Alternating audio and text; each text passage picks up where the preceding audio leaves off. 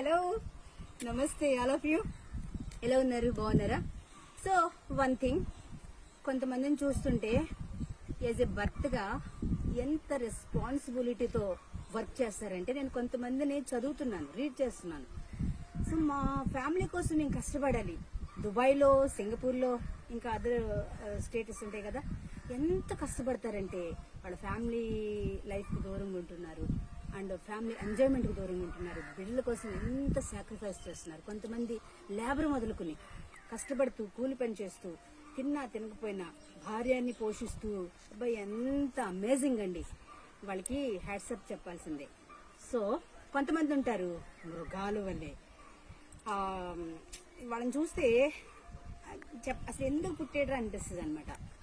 So ladies ఉంటారు, ladies కూడా అంతే. కొంతమంది కష్టపడతారు, మరి భర్తను శ్రమ పెట్టి వీడు సుఖపడాలని చూస్తారు. అది కూడా కరెక్ట్ కాదు.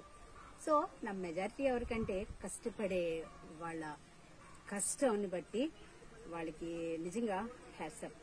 Thank you.